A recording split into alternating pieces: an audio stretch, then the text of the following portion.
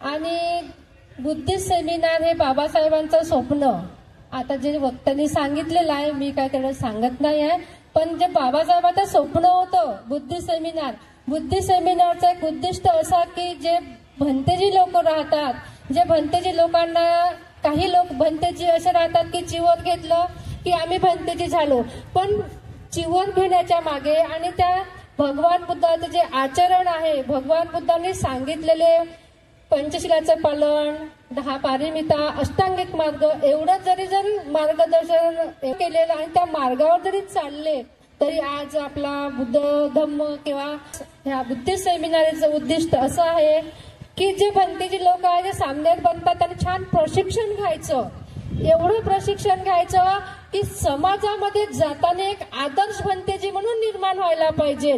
भंतेजीकडे पाहण्याचा दृष्टिकोन हा समाजाचा, बुद्धिस्ट वर्गाचा, इतर कुठलेही वर्ग असो, हा एक आदर्श असला पाहिजे.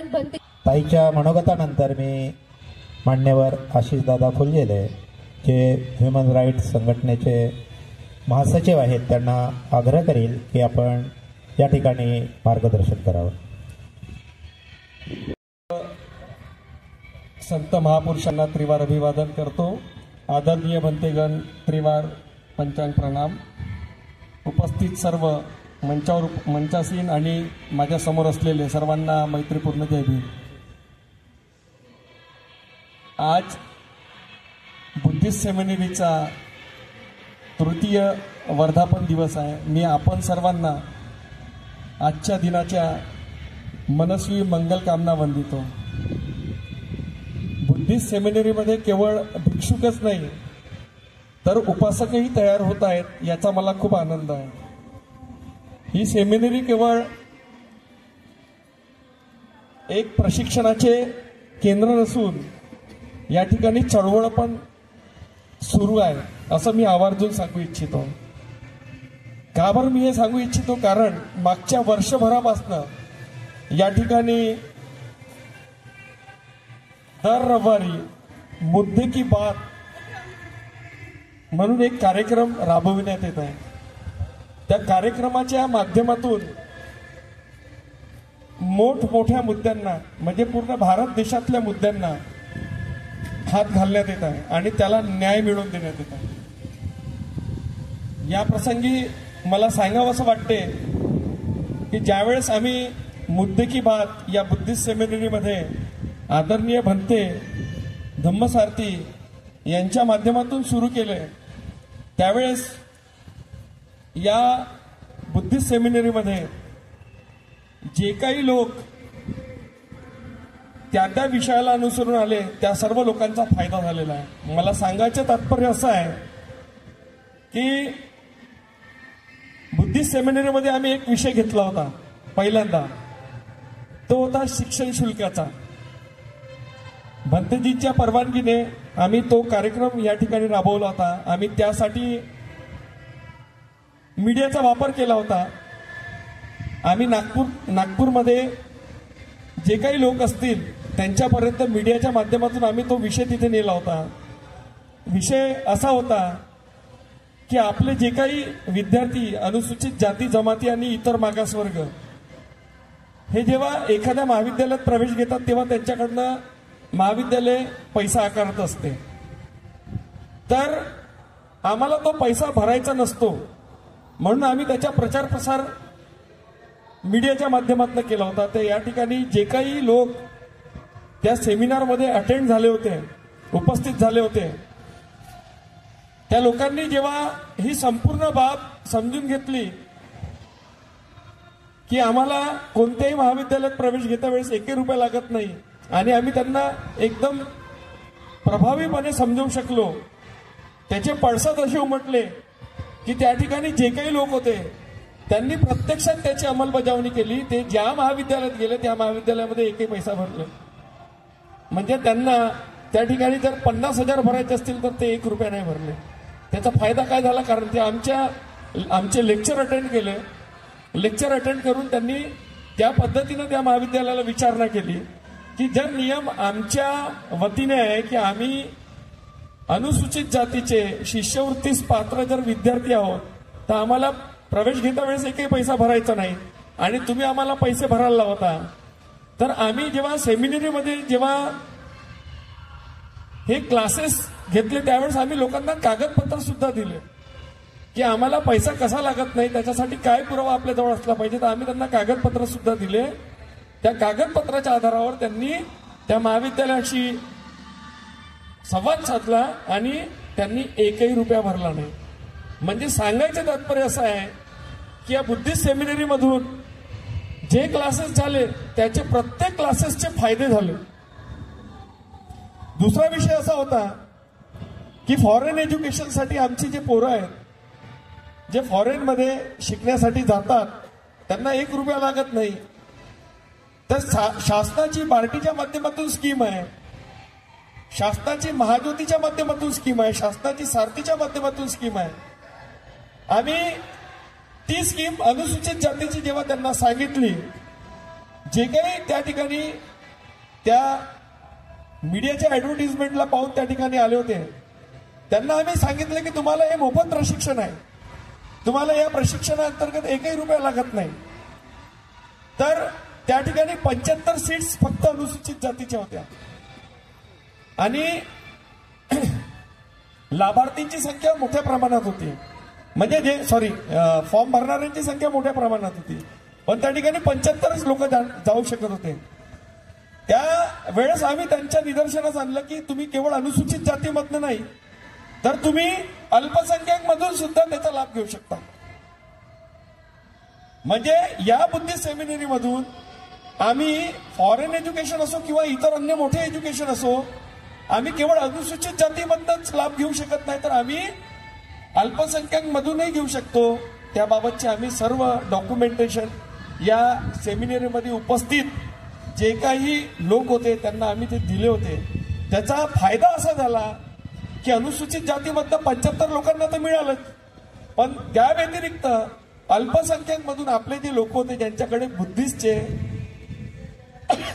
कन्व्हर्जनचे सर्टिफिकेट होते, म्हणजे दीक्षाभूमी स्मारक समितीच्या माध्यमातून किंवा भारतीय बौद्ध महासभेच्या माध्यमातून जे काही धर्मांतराचे त्यांच्याकडे प्रमाणपत्र होती, त्या प्रमाणपत्राच्या आधारावर त्यांच्या अल्पसंख्याकमध्ये नंबर लागला. जवळपास 18 विद्यार्थी अल्पसंख्याक मधून निवडले गेले आणि त्यांना एक PhD वाला होता, त्याला 1,20,00,000 रुपये त्याला 1 रुपया लागला नाही.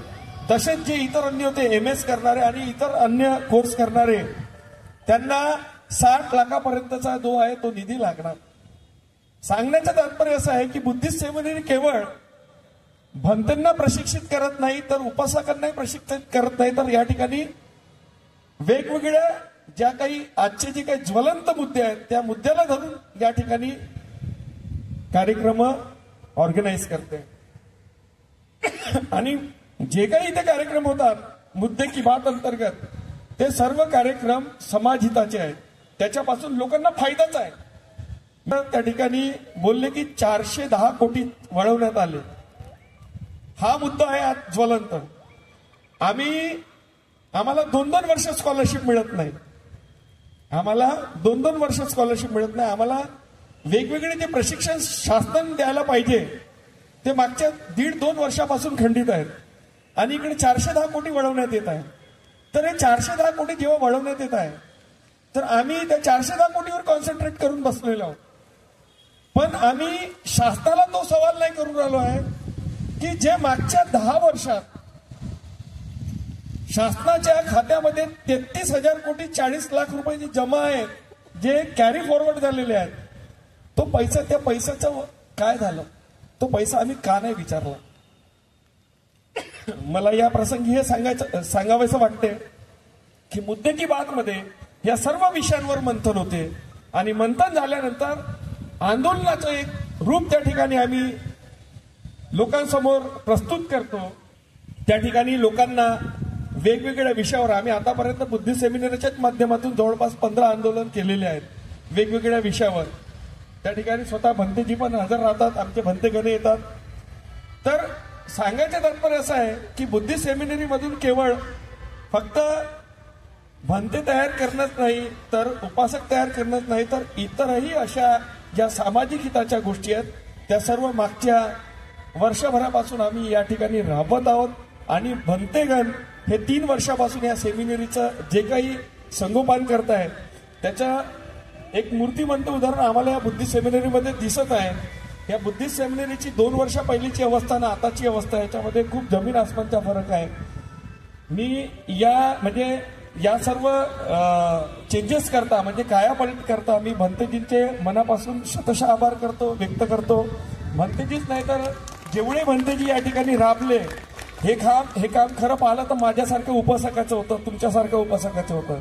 पण स्वतः भंतेगणांनी ही जमीन समतल केली आणि भंतेगणांनी या ठिकाणी आज आपण ज्या ठिकाणी भाषण देऊन राहिलो एक असं व्यवस्थित असं वातावरण तयार होईल अशा प्रकारची ही भूमी त्यांनी निर्माण केली. आणि आज सातत्यानं भंतेजींनी या ठिकाणी 3 वर्षापासून आपली सेवा दिलेली आहे. अविरत ते सेवा देत राहतील अशी मी मनस्वी मंगल कामना करतो आणि इथेच थांबतो. धन्यवाद. जय भीम. आशिष दादा, कारण ही बाब प्रामुख्याने नमूद करावी, अंडरलाईन करावं असं वाटतंय. प्रश्न कितीही निर्माण जरी झाले तर ते प्रश्न एक चिकाटी, एक जिद्द त्या पाठीमागे असायला पाहिजे. प्रश्नाला घाबरून चालणार नाही. अत्यंत संयमाने, धैर्याने आणि सचोटीने त्या प्रश्नाची उकलन करत करत गेलं तर कितीही ह्या सृष्टीमधला, ह्या जगामधला कोणताही प्रश्न अनुत्तरीय नाही, त्याचं उत्तर मिळालेलं आहे. तर हे तर मानव निर्मिती आणि काही छोटे छोटे प्रश्न आहेत असं आशिष दादांनी आपणास सांगितलेलं आहे. आणि खरोखरच एक ते काम व्याख्यानाजोगं आहेत असं मी आपणास सांगू इच्छितो. यानंतर मुख्य मार्गदर्शक, विशेष अतिथी म्हणून आपणास लाभलेले ॲडव्होकेट राहुलजी तेलंग साहेब हे सुद्धा आपणास या प्रसंगी मार्गदर्शन करतील अशी मी त्यांना विनंती. सुखो बुद्धानुपादो सुखा सद्धम्म देसना सुखा संघस्स सामग्री सम्मगाणं तपो सुखो. हे शब्द आहेत बाबासाहेब आंबेडकरांनी लिहिलेल्या बुद्ध आणि धम्म या ग्रंथाच्या पहिल्या पानाला. अर्थात आपण समजू शकता आज या विचारमंचकावर विराजमान आदरणीय धम्मसारथी जो हा कार्यक्रम या ठिकाणी घडवून आणलेला आहे, सेमिनारीचा 3रा वर्धापन दिन. सर्वप्रथम पहिल्या वक्त्यांनी सांगितलंच थोडासा फ्लॅशबॅक की भंतेजी सोबत बसणं म्हणजे फार अवघड आहे. मी त्याही पुढे जाऊन असं म्हणेल की भंतेजींनी आमचं स्वागत करणं हेही सुद्धा आम्हाला फार अवघड वाटलं. कारण आम्ही भंतेजींचं स्वागत करायचं, त्यांचे आशीर्वाद आम्ही घ्यायचे, त्यांचं मार्गदर्शन आम्ही घ्यायचं आणि त्यांनी आमच्यासारख्या अगदी सामान्य माणसांचं स्वागत करायचं. हे मला तर फारच जड अंतकरणानं सांगावंसं वाटतं. आदरणीय भंतेजी, चरणी खूप खूप माफी मागतो तुमची. मित्रांनो, आज बुद्धिस्ट सेमिनरीचा 3रा वर्धापन दिन आहे. बाबासाहेब आंबेडकरांचं स्वप्न होतं की या देशामध्ये बौद्ध धम्माचा प्रचार आणि प्रसार करायचा, नव्हे तर संपूर्ण भारत कसं बौद्धमय करता येईल हा बाबासाहेब आंबेडकरांचा संकल्प होता. आणि त्यासाठीच बाबासाहेबांच्या संकल्पनेमध्येच बुद्धिस्ट सेमिनारीचा जन्म झाला. परंतु दुर्दैवाची गोष्ट ही झाली की बाबासाहेब आंबेडकरांनंतर आपण खूप मोठे मोठे विहार निर्माण केलेत. त्या विहारामध्ये रोज पूजा अर्चना करतो, पण बुद्धिस्ट सेमिनारी निर्माण करून बाबासाहेबाला अभिप्रेत असलेला बौद्ध धर्म या देशात कसा पसरवता येईल याचे प्रयत्न मात्र फार कमी झाले. आणि त्यामधलाच हा एक प्रयत्न आदरणीय भारती भंते यांच्या माध्यमातून या ठिकाणी झाला. तर खरंच बाबासाहेबांच्या स्वप्नांना समोर नेण्याचं काम आदरणीय धम्मसारथी आणि त्यांचा भिक्षू संघ करत आहे. त्यांच्या या कार्याला शत शत प्रणाम.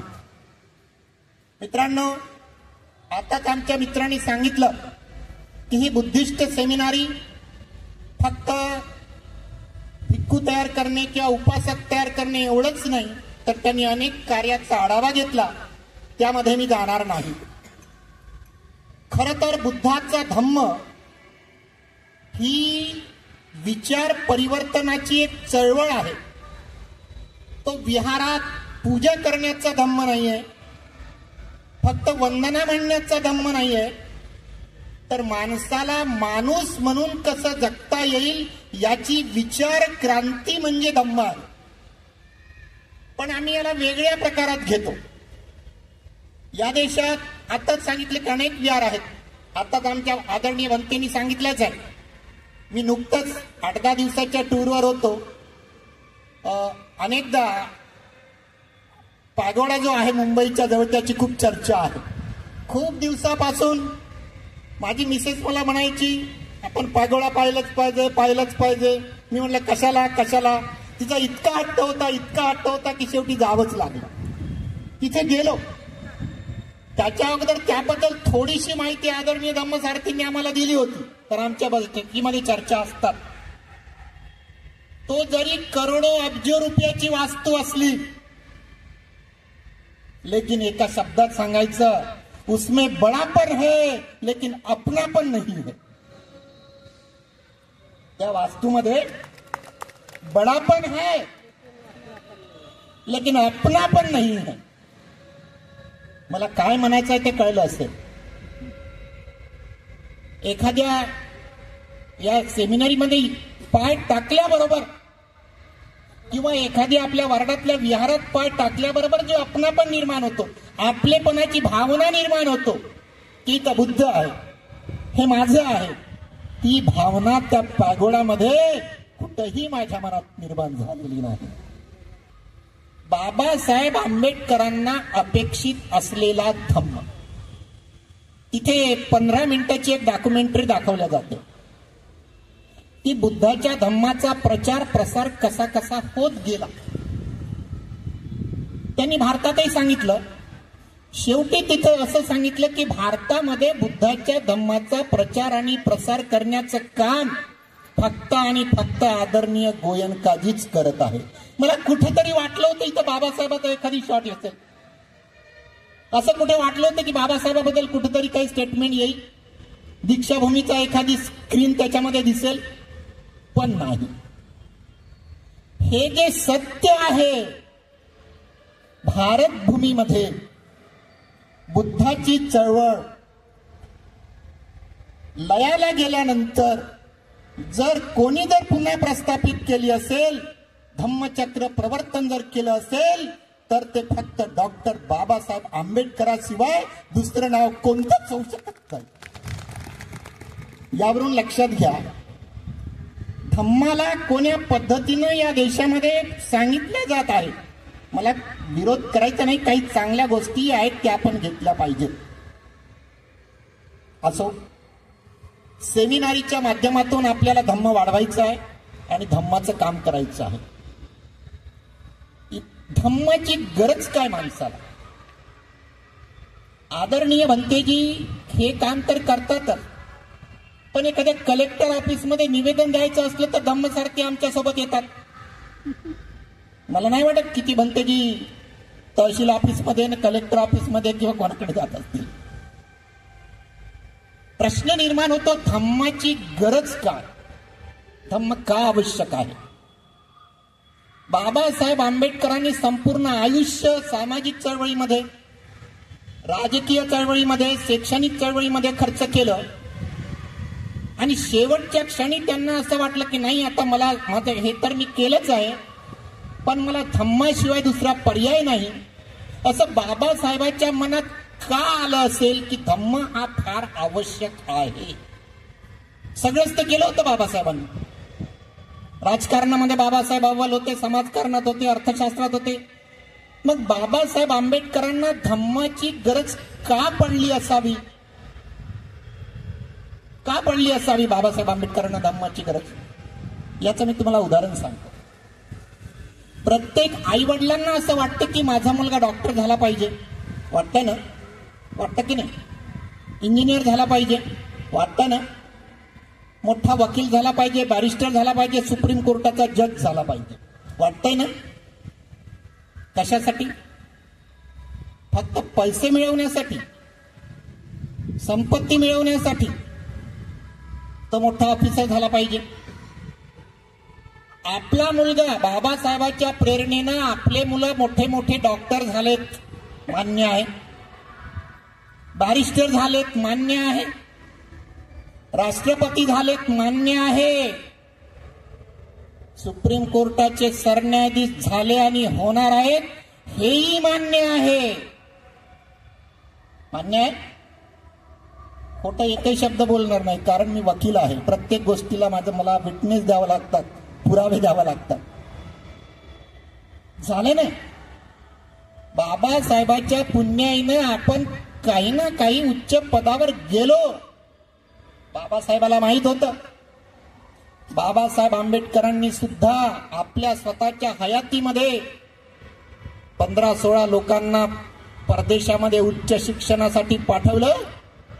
ते लोक परदेशातून उच्च शिक्षण घेतील आणि आमच्या देशात येतील आणि काय करतील?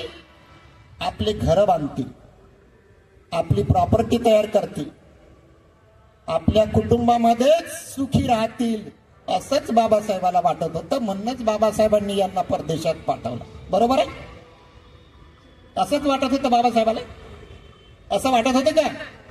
नाही वाटत होतं ना? काय वाटत होतं बाबासाहेबाला? हे लोक उच्च विद्या विभूषित होतील, मोठ्या मोठ्या पदावर जातील आणि आपल्या देशामध्ये येऊन समाजाप्रती माझं काय कर्तव्य आहे हे समजतील आणि त्यासाठी माझ्यानंतर हे काहीतरी करतील. पण बाबासाहेब आंबेडकरांची फार निराशा झाली. बरोबर आहे? चुकत असेल तर सांग. आणि बाबासाहेबांना वाटलं की असं का झालं? मी इतक्या लोकांना उच्च शिक्षणासाठी पाठवलं, शिकून आलेत, चांगल्या पदावर गेलेत, पैसे कमावतात, पण माझं असं दुःख का झालं? त्याचं कारण बाबासाहेबांनी शोधलं. मग कोणतं कारण असू शकते? हे इतके विद्याविभूषित होऊन समाजाप्रती त्यांची काहीच त्यांना आपुलकी वाटत नाही. त्याचं कारण काय? What is the reason behind it?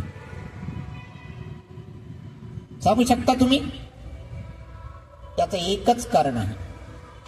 सगळं मिळवलं, पैसा, संपत्ती, नाव, पण एकच गोष्टीची कमी राहिली आणि ती म्हणजे धम्माची.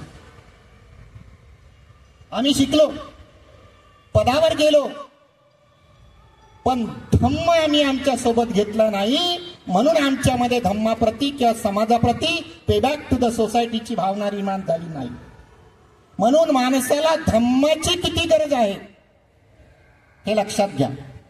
त्या पदावर बसल्यानंतर जर तुमच्या डोक्यात तो धम्म नसेल तर त्या पदावर बसून तुम्ही ना समाजासाठी काही करू शकत आणि कशासाठी काही करू शकत नाही. तुमचं जीवन हे पूर्ण व्यर्थ होते. आणि म्हणून धम्माची गरज आहे.